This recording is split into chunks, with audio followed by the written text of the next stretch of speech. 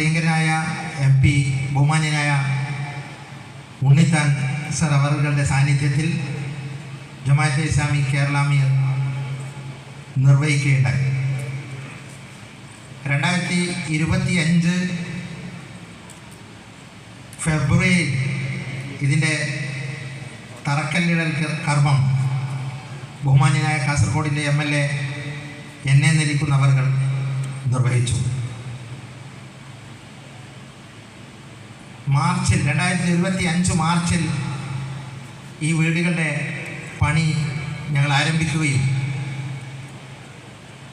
വളരെ റെക്കോർഡ് വേഗത്തിൽ 10 മാസം കൊണ്ട് 10 വീടുകളുടെ പണി പൂർണ്ണമായി പൂർത്തീകരിക്കാൻ കഴിയുകയും ചെയ്തു. പ്രസിഡന്റ് ആദരണീയനായ മുഹമ്മദ് സാഹിബ് അവർ,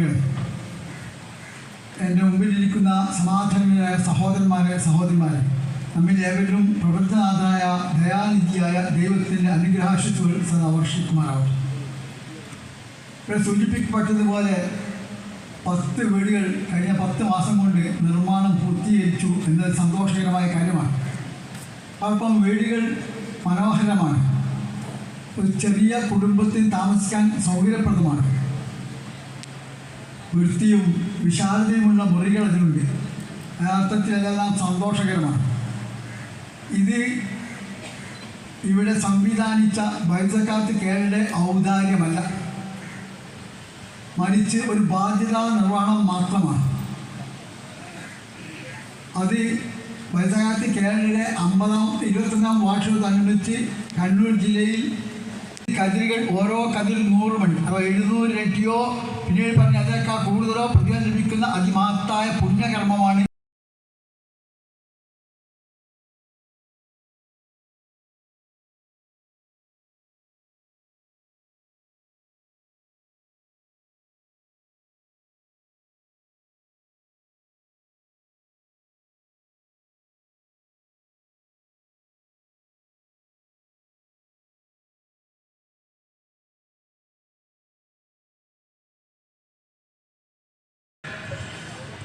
പാരമയെന്ന് പറയുമ്പോൾ അതിൻ്റെ ആർട്ടിഫിഷ്യൽ ഇൻ്റലിജൻസ്, മെഷീൻ ടൂൾസ്, ഇനി കുറേ കൂടി കഴിയുമ്പോൾ പിന്നെ യന്ത്ര മനുഷ്യൻ, അതിൻ്റെ കാലത്തിലേക്ക് നമ്മൾ പോകുന്നത്. ഞങ്ങളുടെയൊക്കെ കുട്ടിക്കാലത്തെ കോളേജിൽ പഠിക്കുമ്പോൾ ഒരു പെൺകുട്ടിയോട് പ്രേമം തോന്നിയാൽ ഒരു പ്രേമലേഖനം തയ്യാറാക്കണമെങ്കിൽ രാത്രി വിളക്കുകളെല്ലാം അണയണം, അച്ഛനും അമ്മയും ഉറങ്ങണം, സഹോദരനോ സഹോദരിയോ ഉണ്ടെങ്കിൽ അവരും ഉറങ്ങണം, ആരും കാണാതെ വേണം പ്രേമലേഖനം എഴുതാൻ. പക്ഷെ ഇന്ന് ഒരു പ്രേമലേഖനം വേണമെങ്കിൽ ChatGPT പറഞ്ഞാൽ മതി, ഡീപ്സീക്കിനോട് പറഞ്ഞാൽ മതി, മനോഹരമായ പ്രേമലേഖനം എഴുതിത്തരും. കവിത വേണോ കവിത, ചരിത്രം വേണോ ചരിത്രം, ശാസ്ത്രത്തെക്കുറിച്ച് അറിയണോ ജെമിനിയോട് പറഞ്ഞാൽ മതി, അല്ലെങ്കിൽ ChatGPT പറഞ്ഞാൽ മതി. നമുക്കറിയാത്ത വിഷയങ്ങളൊക്കെ പറഞ്ഞു തരാൻ കഴിയുന്ന രീതിയിൽ ആർട്ടിഫിഷ്യൽ ഇൻ്റലിജൻസ് ടൂൾസ് വളർന്നിരിക്കുന്നു. അത് നാശത്തിനുമുണ്ട്, അതുപോലെ തന്നെ നന്മയ്ക്കുമുണ്ട്.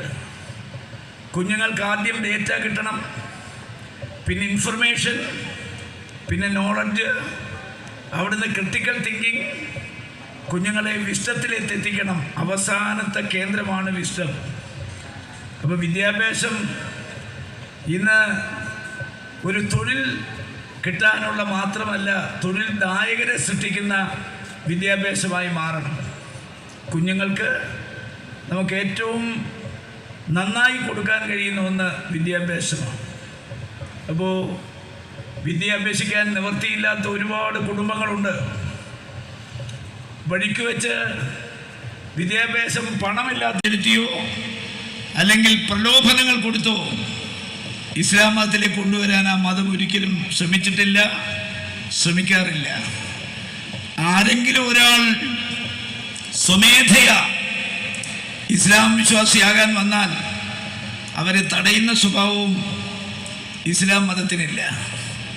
എല്ലാ മതങ്ങളോടും സ്നേഹവും വാത്സല്യവും, എല്ലാ മതങ്ങളെയും സഹായിക്കുകയും സഹവർത്തിത്വത്തോടു കൂടി മുന്നോട്ടുകയും ചെയ്യുന്ന വിശ്വമാനവികതയുടെ പ്രതീകമാണ് ഇസ്ലാം മതം. ആ ഇസ്ലാം മതത്തിൻ്റെ 6666 ആയത്തുള്ള ഖുർആൻ, ആ ഖുർആനിൻ്റെ ഒരു ശ്ലോകമാണ് യാ അയ്യുഹനാസ് ഇന്ന ഖലഖ്നാകിൻ മിൻ ദക്കറിൻ വ ഉൻസ. ലോകത്തുള്ള മുഴുവൻ ജനങ്ങളെയും ഒരു സ്ത്രീയിൽ നിന്നും ഒരു പുരുഷനിൽ നിന്നുമാണ് സൃഷ്ടിച്ചത് എന്നാണ് ഇസ്ലാം മതം വിശ്വസിക്കുന്നത്, ഖുർആൻ അനുശാസിക്കുന്നത്. ഈ ലോകത്തുള്ള നമ്മളെല്ലാവരും ഒരച്ഛൻ്റെയും അമ്മയുടെയും മക്കളാണ് എന്ന് വിശ്വസിക്കാനും പ്രചരിപ്പിക്കാനുമാണ് ഇസ്ലാം മതം ശ്രമിച്ചുകൊണ്ടിരിക്കുന്നത്. അതുകൊണ്ട് വിദ്യാഭ്യാസമുള്ള പൗരന്മാരെ വാർത്തെടുക്കാൻ നന്മ നിറഞ്ഞ ഒരുപാട് പ്രവർത്തനങ്ങൾ ഈ സംഘടനയുടെ ഭാഗത്ത് കൊടുക്കണം. എല്ലുപൊടിയുന്ന അസുഖമാണ്. പല ആളുകൾക്കും പല വീടുകളിലും രോഗങ്ങൾ വരുമ്പോൾ അവർ കുടുംബത്തെ അറിയിക്കാറില്ല. കെട്ടുതാലി പണയപ്പെടുത്തി കിടപ്പാടം തീരെഴുതി തൻ്റെ കുടുംബത്തെ വഴിയാധാരമാക്കി മരണത്തിന് കീഴടങ്ങുന്നതിനേക്കാൾ നല്ലത് ഈ രോഗം ആരും അറിയാതെ തൂക്കിക്കൊല്ലാൻ വിധിക്കപ്പെട്ടവർ മരണം കാത്തു കഴിയുന്ന പോലെ മരണം വഴിക്കാൻ കാത്തുകെട്ടിക്കിടക്കുന്ന ഒരുപാട് സന്മനസ്സുള്ള രോഗം ബാധിച്ച ആളുകളെ ഞാൻ കണ്ടിട്ടുണ്ട്, പരിചയപ്പെട്ടിട്ടുണ്ട്. മറിച്ച് സമ്പാദിച്ചതിൽ നിന്ന് അപരരുടെ ആവശ്യങ്ങൾക്ക് വേണ്ടി നീക്കിവെച്ചതാണ് ബാക്കി എന്നതാണ് യഥാർത്ഥത്തിൽ അത് പഠിപ്പിക്കുന്നത്. ഇത് ഇസ്ലാമിൻ്റെ സൗന്ദര്യം കൂടിയാണ്. ഞാൻ പലപ്പോഴും പറയാറുണ്ട്, ജമാഅത്തെ ഇസ്ലാമിയെ സംബന്ധിച്ചിടത്തോളം ഇന്നേറെ ചർച്ച ചെയ്യപ്പെട്ടുകൊണ്ടിരിക്കുന്ന ഒരു പ്രസ്ഥാനമാണ്. എവ്വിധം ജമാഅത്തെ ഇസ്ലാമിയെ ഭീകരവൽക്കരിക്കാമോ അவ்விധമെല്ലാം ഭീകരവൽക്കരിക്കപ്പെട്ടുകൊണ്ടിരിക്കുന്ന ഒരു സാഹചര്യത്തിൽ ചെറുപുഞ്ചിരിയോടുകൂടി വളരെ ക്രിയാത്മകമായി ഞങ്ങളെ ഭീകരവൽക്കരിക്കുന്നവരുള്ള പ്രതികാരമാണ് ഇതുപോലുള്ള സംഭാവനകൾ എന്ന് വളരെ വിനയത്തോടു കൂടി പറയാൻ ഞാൻ ആഗ്രഹിക്കുകയാണ്. ഞാൻ ഇന്ന് വരുന്നത് അങ്ങ് ആലപ്പുഴയിൽ നിന്നാണ്. ഇന്നലെ രാവിലെ ഞാൻ ഹരിപ്പാടാണ്. ഇന്നലെ രാവിലെ ഞാൻ വടുതലയാണ്. രാവിലെ വടുതല എനിക്ക് നിർവഹിക്കാനുണ്ടായിരുന്നത് PWDയിൽ നിന്ന് റിട്ടയർഡായ റഹീം ഖാ എന്ന് പറയുന്ന ഒരു മനുഷ്യൻ, അദ്ദേഹത്തിൻ്റെ കുടുംബസ്വത്തായി ലഭിച്ചിരിക്കുന്ന 20 സെൻറ്റ് സ്ഥലവും അദ്ദേഹത്തിൻ്റെ കുടുംബ വീടും അദ്ദേഹം അവിടെയുള്ള സമൂഹത്തിന് കൈമാറുന്ന ചടങ്ങിന് സാക്ഷ്യം വഹിക്കാനാണ്, അല്ലെങ്കിൽ കൈമാറാനാണ് ഞാൻ കടന്നു ചെന്നത്. കനിവ് സേവന സെൻ്റർ എന്നാണ്. ആ പ്രദേശത്തെ നിരാലംബരായ മനുഷ്യർക്കുള്ള അത്താണിയായി, പകൽ വീടായി, ചികിത്സയായി, പാലിയേറ്റീവായി ഒരു സംവിധാനത്തെ നീക്കിയിരിക്കുന്നതിന് കാർമ്മികത്വം വഹിക്കാനാണ് ഞാൻ ഇന്നലെ രാവിലെ വടുതലയിലെത്തിയത്. ഞാൻ ഇന്നലെ വൈകുന്നേരം ആദർശത്തിന്റെ പ്രതിനിധാനം നിർവഹിക്കുകയും അതിന്റെ കുടക്കീയിൽ നിരാലംബരും നിസ്സഹായരുമായ മനുഷ്യരെ ചേർത്ത് നിർത്തുകയും ചെയ്യുന്നതിന്റെ പേരാണ് മതം. ഞാൻ പറയുന്നത് അതിന്റെ ഭാഗമാണ് നിന്റെ സ്വത്തിൽ 8 അവകാശികളുണ്ട് എന്ന വിശുദ്ധ ഖുർആനിന്റെ പ്രഖ്യാപനം. നിന്റെ സ്വത്തിൽ 8 അവകാശികളുണ്ട്. നിന്റെ സ്വത്ത് നിന്റേതല്ല എന്ന വിദ്യാഭ്യാസം സ്വത്താരുടേതാണ്. സോഷ്യലിസം പറയുന്നു സ്വത്ത്, കമ്മ്യൂണിസം പറയുന്നു സ്വത്ത് സ്റ്റേറ്റിൻ്റെതാണ്. മുതലാളിത്തം പറയുന്നു സ്വത്ത് വ്യക്തിയുടേതാണ്. എങ്ങനെയും ഉണ്ടാക്കാം, എങ്ങനെയും ചെലവഴിക്കാം. ഇസ്ലാം മുന്നോട്ട് വെക്കുന്ന കോൺസെപ്റ്റ് സ്വത്ത് ദൈവത്തിൻ്റെതാണ്. അതിൻ്റെ അടുക്കലെ ട്രസ്റ്റിഷിപ്പാണ് മനുഷ്യന് നൽകിയിരിക്കുന്നത്. അത് സമ്പാദിക്കുന്നത് ഹലാലായിരിക്കണം, അത് ചിലവഴിക്കുന്നത് ഹലാലായിരിക്കണം. നിന്റെ കയ്യിൽ വന്നു ചേരുന്ന സ്വത്തിൽ 8 അവകാശികളുണ്ട് എന്ന് വിശുദ്ധ വേദഗ്രന്ഥം പഠിപ്പിക്കുകയാണ്. എൻ്റെ സ്വത്ത് 8 അവകാശികളുടെ സ്വത്ത് കൂടിയാണ്. അത് കൊടുക്കുമ്പോഴാണ് എൻ്റെ സ്വത്ത് ശുദ്ധമാവുക. ആ അർത്ഥത്തിൽ നിന്റെ സ്വത്ത് കൊണ്ട് നീ കൊടുക്കുന്നതാണ് ബാക്കി എന്ന് വിശുദ്ധ വേദഗ്രന്ഥം നമ്മ പഠിപ്പിക്കുകയാണ്. പ്രിയമുള്ള സുഹൃത്തുക്കളെ, സക്കാത്ത് ആ അർത്ഥത്തിൽ ഒരു സാമൂഹ്യക്ഷേമ പദ്ധതി. ഞാൻ എൻ്റെ സക്കാത്ത് കൊടുക്കുന്നു, തൊട്ടപ്പുറത്ത് വീട്ടിൽ നിന്ന് അയാൾ സക്കാത്ത് കൊടുക്കുന്നു, ഇല്ലാത്തവൻ കൈ നീട്ടുന്നു, വാങ്ങുന്നു. ഒരു കാര്യം കൂടി ഉണർത്താൻ ഞാൻ ആഗ്രഹിക്കുകയാണ്. സക്കാത്തിന്റെ പേരിലുള്ള യാചന ഇസ്ലാം അംഗീകരിക്കാത്ത കാര്യമാണ്. ഞാൻ ഉൾപ്പെടെയുള്ള മുസ്ലിം സമൂഹ നേതൃത്വം, പണ്ഡിത നേതൃത്വം മറുപടി പറയേണ്ട കാര്യമാണ്. 27-ാം രാവിലെ ഓട്ടമാണ്. എന്തിനാണ് ഓടുന്നത്? ഉള്ളവന്റെ ഇല്ലവന്റെ വീടിന്റെ പടിവാതിൽക്കൽ ചെന്ന് ഗേറ്റിങ്ങിൽ ക്യൂ നിന്നിട്ട് ഉള്ളവന്റെ അവന്റെ വീട്ടിന്റെ വരാന്തയിൽ നിന്ന് എറിഞ്ഞു കൊടുക്കുന്ന നാണയത്തുട്ടിനു വേണ്ടി തിക്കിത്തിറക്കുന്ന ഒരു സമുദായത്തെ സൃഷ്ടിക്കാൻ സക്കാത്ത് ഒരിക്കലും ആഗ്രഹിക്കുന്നില്ല. അത് സക്കാത്തല്ല, അത് സക്കാത്തല്ല. നമ്മൾ മനസ്സിലാക്കേണ്ടത് സക്കാത്ത് ആ ഒരർത്ഥത്തിൽ പ്രത്യേകമായ ദിവസത്തിൽ ആളുകൾക്ക് ക്യൂ നിൽക്കുന്ന ഘട്ടത്തിൽ ഒരു സമ്പന്നൻ അവന്റെ മുതലാളിത്തത്തിന്റെ മുഴുവൻ ഗർവോടും കൂടി ഔന്നിത്യത്തോടും കൂടി അവരന്റെ ആത്മാഭിമാനം ടോയ്ലറ്റ് തന്നെ ഏതാണ്ട് ഒരു ഡൈനിങ് ഹാൾ പോലെ വലിയ ടോയ്ലറ്റ് ആയിരിക്കണം, വലിയ ഗാർഡൻ ഉണ്ടായിരിക്കണം, വലിയ ഇന്റീരിയർ വേണം, അത് വലിയ കിച്ചൺ ഉണ്ടാകണം, അതുപോലെ തന്നെ ഏറ്റവും വലിയ ചുറ്റുമതിലുണ്ടാകുക. ഞാൻ മരിക്കുന്ന ഘട്ടത്തിൽ ഞാൻ കൊടുത്ത സക്കാത്തിന്റെ മേൽക്കൂരയ്ക്ക് കീഴിൽ ഒരു കുടുംബം സുരക്ഷിതമായി വാതിൽ കുറ്റിയിട്ട് തന്റെ മക്കളെ ചേർത്ത് നിർത്തി കെട്ടിപ്പിടിച്ച സന്തോഷത്തോടു കൂടി അവരുടെ പ്രാർത്ഥനയിൽ എന്നെ കൂടി ഉൾപ്പെടുത്തി കിടന്നുറങ്ങുന്ന ഒരന്തരീക്ഷം സൃഷ്ടിച്ചോ. ഞാൻ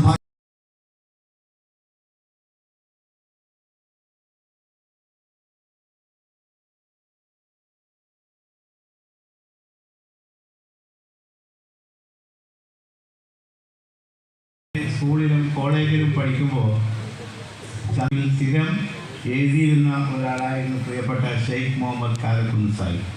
അദ്ദേഹത്തിൻ്റെ ലേഖനങ്ങൾ വായിക്കുന്നതിന് വേണ്ടിയാണ് ഞാൻ അന്ന് സ്കൂളിൽ പഠിക്കുന്ന സമയത്ത് ചന്ദ്രിക ആഴ്ചപ്പതിപ്പിന് വേണ്ടി കാത്തിരിക്കാറുള്ളത്. അപ്പോൾ അദ്ദേഹത്തിന് പ്രായാധിക്യമുണ്ട് എങ്കിലും അദ്ദേഹത്തിൻ്റെ എഴുത്തിനും അദ്ദേഹത്തിൻ്റെ ഊർജത്തിനും അദ്ദേഹത്തിൻ്റെ ആത്മധൈര്യത്തിനും ഒരു ക്ഷീണവും സംഭവിച്ചിട്ടില്ല എന്ന് എനിക്ക് നല്ലതുപോലെ അറിയാം. അതിൻ്റെ ഏറ്റവും വലിയ ദൃഷ്ടാന്തമാണ് ഇന്നിപ്പോൾ ഇവിടെ നമ്മൾ താക്കോൽ നൽകിയ 10 വീടുകൾ എന്ന് പറയുവാൻ എനിക്ക് വളരെയധികം അഭിമാനമുണ്ട്. അദ്ദേഹം എന്നെ ഓർമ്മിപ്പിച്ച ഒരു കാര്യം, 10 മാസങ്ങൾക്ക് മുമ്പ് ഇതേ സ്ഥലത്ത് ഈ വീടുകൾക്ക് തറക്കല്ലിട്ടത് ഞാനായിരുന്നു എന്ന് അദ്ദേഹം എന്നെ ഓർമ്മിപ്പിച്ചു. അപ്പോൾ എനിക്ക് തോന്നി, ഇപ്പോൾ 15 വർഷമായി ഞാൻ ഈ കാസർഗോഡ് മണ്ഡലത്തിൻ്റെ MLA ആയി. അപ്പോൾ അവസാനത്തെക്കാനും ഓർക്കാനും പറ്റുന്ന ഒരു കാര്യമാണ് എന്ന് ഞാൻ നിങ്ങളെ അറിയിക്കാൻ ആഗ്രഹിക്കുകയാണ്. ഈ 10 മാസം കൊണ്ട് 10 വീടുകൾ നിർമ്മിച്ചു കൊടുക്കുക എന്നത് നിസ്സാര കാര്യമല്ല എന്ന് നമ്മളെല്ലാവരും ഓർക്കണം. ഇന്ന് നമ്മുടെ സർക്കാരിൻ്റേതായാലും അതുപോലെ തന്നെ മറ്റ് സംഘടനകളുടേതായാലും ഒരുപാട് പദ്ധതികളുണ്ട്. സർക്കാരിൻ്റെ എടുത്തു പറയേണ്ട പദ്ധതി ലൈഫ് മിഷനാണ്. നമ്മുടെ പ്രിയപ്പെട്ട മുനിസിപ്പൽ ചെയർപേഴ്സൺ ഇവിടെയുണ്ട്. മുനിസിപ്പൽ ചെയർപേഴ്സൺ ആകുന്നതിന് മുമ്പ് അവർ ഈ സ്ഥലം സ്ഥിതി ചെയ്യുന്ന ചെങ്കള പഞ്ചായത്തിൻ്റെ പ്രസിഡന്റ് കൂടിയായിരുന്നു. അവർക്ക് നന്നായിട്ടറിയാം, മറ്റ് ജനപ്രതിനിധികളൊക്കെ ഈ വേദിയിലുണ്ട്. ഈ ലൈഫ് മിഷനിൽ ഒരു വീട് ഒരാൾ അപേക്ഷിച്ചാൽ, ഇപ്പോൾ ഞങ്ങളൊക്കെ അസംബ്ലിയിലും പുറത്തും പറഞ്ഞിട്ടുള്ളത്, ലൈഫ് മിഷനിൽ ഒരു വീട് അപേക്ഷിച്ചാൽ ആ അപേക്ഷയാളുടെ ലൈഫ് തന്നെ പോയി എന്നാണ്.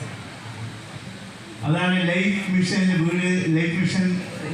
വീട് അപേക്ഷിച്ച ആളുകളുടെ സ്ഥിതി. എത്രയോ വർഷങ്ങളായി ലൈഫ് മിഷനിൽ വീടിനെ അപേക്ഷിച്ച് കാത്തിരിക്കുന്ന ഒരുപാട് സഹോദരന്മാരുണ്ട്. ഇപ്പോൾ ജനപ്രതിനിധികളായ ഞങ്ങളുടെ അടുത്ത് പല ആവശ്യങ്ങൾക്കായി ആരാൻ്റെ വീട്ടിലും ഇങ്ങനെ കഴിഞ്ഞുകൂടുകയാണ്. ഒരു മനുഷ്യനെ സംബന്ധിച്ചിടത്തോളം ജീവിതത്തിലെ ഏറ്റവും വലിയ സുഖവും അനുഭൂതിയും എന്ന് പറയുന്നത് രാവിലെ മുതൽ വൈകുന്നേരം വരെ പണിയെടുത്ത് അങ്ങനെ അവസാനം വിശ്രമിക്കാൻ, അന്തിയുറങ്ങാൻ ഒരു വീട് ഉണ്ടാകണമെന്നതാണ് ഏത് മനുഷ്യനും ആഗ്രഹിക്കുകയും കൊതിക്കുകയും ചെയ്യുന്നത്. അപ്പോൾ അതില്ലാത്ത ആളുടെ വിഷമം വീടുള്ള ആളുകൾക്ക് മനസ്സിലാക്കാൻ സാധിക്കുകയില്ല. അപ്പോൾ അത് മനസ്സിലാക്കിക്കൊണ്ട് ഇപ്പോൾ ജമാഅത്തെ ഇസ്ലാമിയുടെ കീഴിലുള്ള ഈ പദ്ധതി സംവിധാനം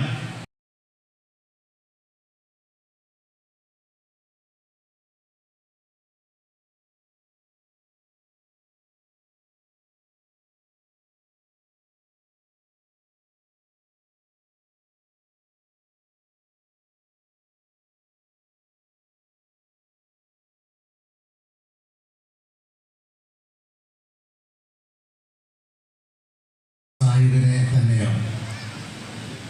പഴയ കാലത്തൊക്കെ നമുക്ക് മനസ്സിലാക്കാൻ കഴിയും, വഖഫ് ചെയ്യുക എന്ന് പറയുന്ന ആ ഒരു മനസ്സ് പൊതുവെ മുസ്ലിം സമൂഹത്തിൽ വളരെ കൂടുതലായിരുന്നു. അതുകൊണ്ടാണ് നമ്മളൊക്കെ ഇന്ന് പലപ്പോഴും പല സ്ഥലങ്ങളിലും കാണുന്ന നമ്മൾ ഓരോരുത്തരും ഉള്ളത്. ഈ ഒരു ഘട്ടത്തിലാണ് വളരെ ഏറെ പ്രാധാന്യമുള്ള, നല്ല വിലപിടിപ്പുള്ള 50 സെൻറ്റ് സ്ഥലം നിർധനരായിട്ടുള്ള ആളുകൾക്ക് വീട് വെച്ച് കൊടുക്കണം എന്നുള്ള നെയ്യത്തോടുകൂടി ബൈത്തുൽ സക്കാത്ത് കേരളയെ ബഹുമാന്യനായിട്ടുള്ള മുഹമ്മദ് കുറ്റി സാഹിബ് ഏൽപ്പിക്കുന്നത്. അത് വിറ്റാൽ ധാരാളം പണം അദ്ദേഹത്തിന് സമ്പാദിക്കാൻ ഒരുപക്ഷെ കഴിയുമായിരിക്കും. പക്ഷേ ഇതിൻ്റെ ഹിന്ദു മുസൽമാനും ക്രിസ്ത്യാനിയും ചിന്ത തന്നുടെ മക്കളെ നോക്കിടണം. എന്തിനാണ് യുദ്ധ കോലാഹലം? നമ്മളൊന്നിച്ചു കൈകളെ കോർത്തിടണം.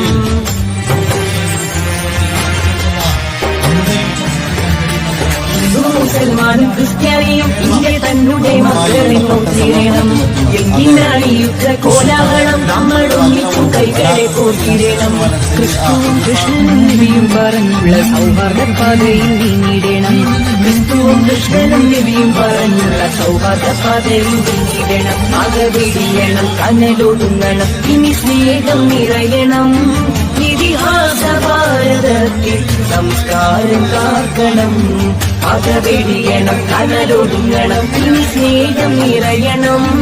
ഇതിഹാസമാനും ക്രിസ്ത്യാനിയും തന്നുടെ മക്കളെ നോക്കിടണം. എന്തിനാണ് യുദ്ധ കോലാഹലം? നമ്മളൊന്നിച്ചു കൈകളെ കോർത്തിടണം.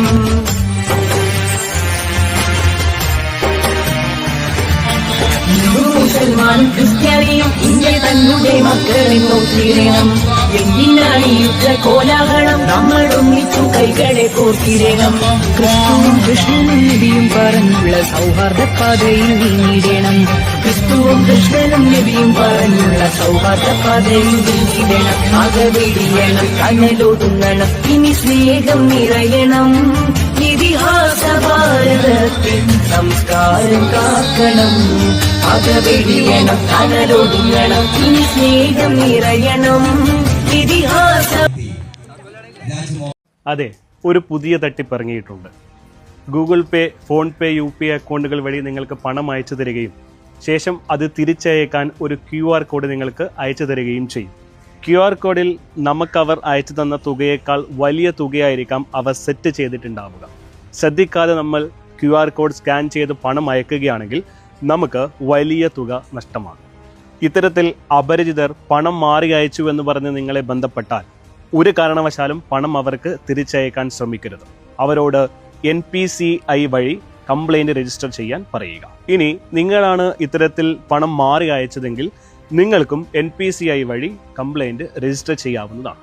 ഇതിനായി NPCI എന്ന വെബ്സൈറ്റിൽ കയറി കൺസ്യൂമർ എന്ന ഓപ്ഷനിലെ UPI കംപ്ലൈൻറ്റ് ക്ലിക്ക് ചെയ്യുക. ശേഷം കംപ്ലൈന്റിലെ ട്രാൻസാക്ഷൻ എന്ന ഓപ്ഷനിൽ മുഴുവൻ വിവരങ്ങളും നൽകി സബ്മിറ്റ് ചെയ്യുക. തുടർന്ന് NPCI അതോറിറ്റി നിങ്ങളെ ബന്ധപ്പെടുന്നതായിരിക്കും.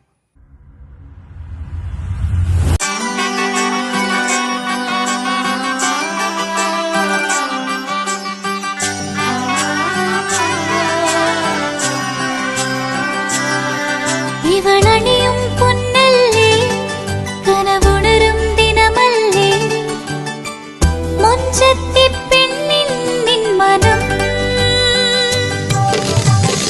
പെണ്ണഴകിനു മിഴിവേകി എന്നെന്നും നിന്നില്ലേ, മാറ്റേറും പൊന്നിൻ താരമേ.